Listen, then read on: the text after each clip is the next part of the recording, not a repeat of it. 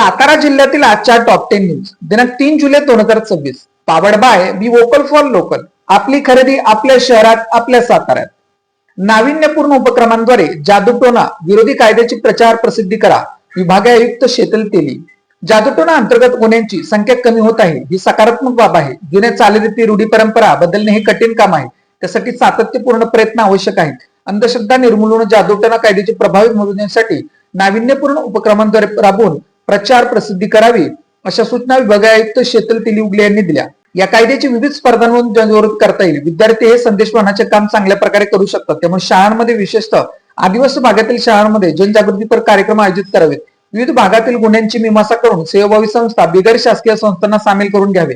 नियमानुसार जिल्हास्तरीय समित्यांच्या बैठकांचे आयोजन करण्यात यावे. सर्व जिल्ह्यांनी प्राप्त निधीचा खर्च प्रचार प्रसिद्धीच्या कामासाठी करावा असे आवाहन त्यांनी केले. स्मार्ट मीटर सक्ती विरोधात राष्ट्रवादी काँग्रेस शरदचंद्र पक्षाचे जिल्हाधिकारी कार्यालयावर जोरदार आंदोलन. राज्यात वीज ग्राहकांवर स्मार्ट मीटर सक्ती आणण्याचा निर्णयाविरोधात राष्ट्रवादी काँग्रेस पक्ष शरदचंद्र पवार सातारा जिल्ह्याच्या वतीने गुरुवारी जिल्हाधिकारी कार्यालयासमोर जोरदार आंदोलन करण्यात आले.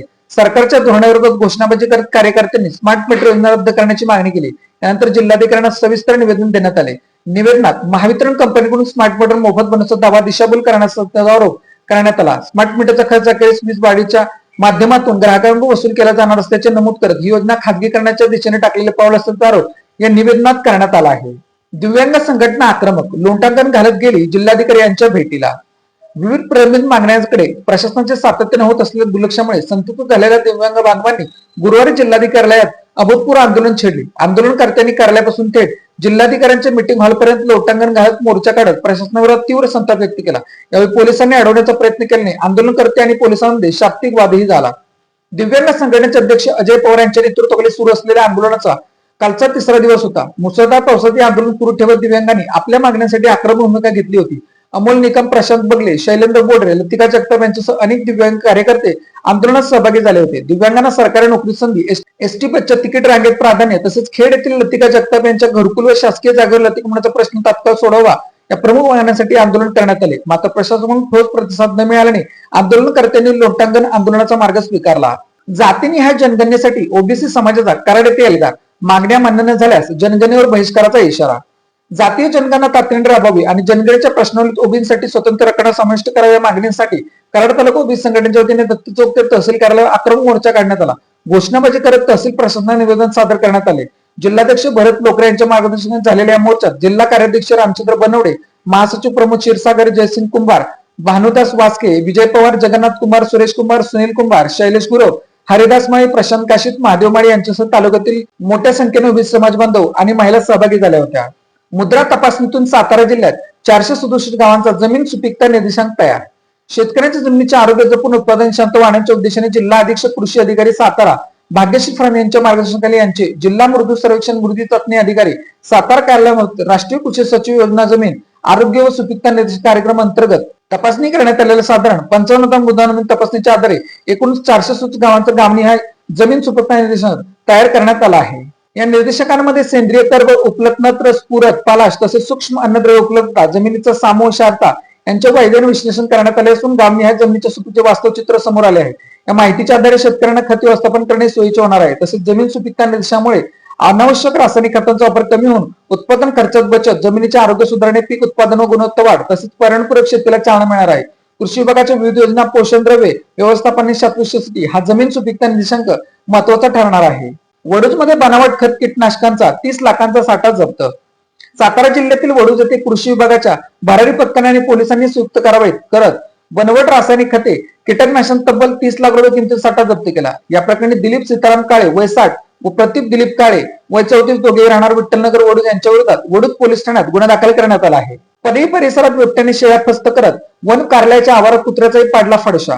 परिसरात एकच खळबळ.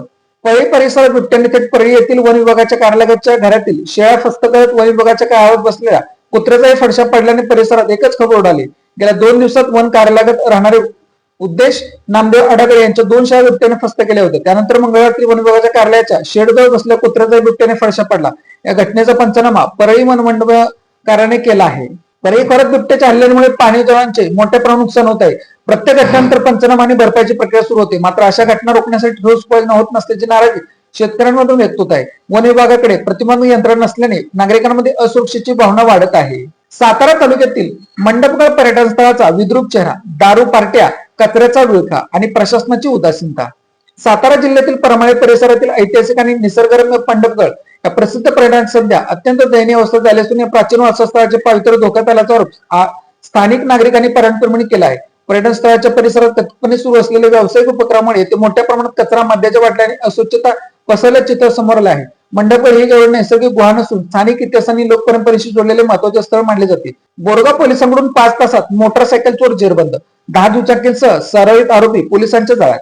सातारा तालुक्यातून चोरीस गेलेली होंडा कंपनीची CB हॉर्नेट 160 मोटरसायकल अवघ्या 5 तासात करत बोरगाव पोलिसांनी सराईत वाहन चोराला अटक केली. पोलिसांनी आरोपीकडून सातारा व पुणे शहरातील चोरीच्या एकूण 10 मोटरसायकल जप्त केल्या असून त्याची अंदाज किंमत 3,92,000 रुपये आहे. या प्रकरणी युवराज कृष्णाजी लोहार, चव्वेचाळ, राहणार गोविंद रेसिडेन्सी, शाहनगर, गोडली, सातारा यांनी 27 जून रोजी बोरगाव पोलीस ठाण्यात तक्रार दिली होती. गोपनीय माहितीच्या आधारे DP पथकाने आरोपीचा पाठलाग करून रविराज उर्फ बबलू विलास माने वय 25 मूळ राहणार नळदुर्ग, तालुका तुळजापूर, जिल्हा धाराशिव, सध्या राहणार बिबेवाडी, पुणे अशी तपेने ताब्यात घेतले. अंधारवाडी तालुका कराड येथे रोटरमध्ये अडकून शेतकऱ्याचा मृत्यू. अंधारवाडी तालुका कराड येथे शेतात ट्रॅक्टरच्या रोटरने जमीन भुसभुशीत करण्याचे काम सुरू असताना रोटरमध्ये अडकून प्रगतशील शेतकरी राजेंद्र भागवत बाबर व 48 यांचा दुर्दैवी मृत्यू झाला. मंगळवार 30 जून रोजी सायंकाळी घडलेल्या घटनेने अंधारवाडीसह पंचकृषी शोककळा पसरली असून उंब्रज पोलीस ठाण्यात या घटनेची नोंद करण्यात आली आहे.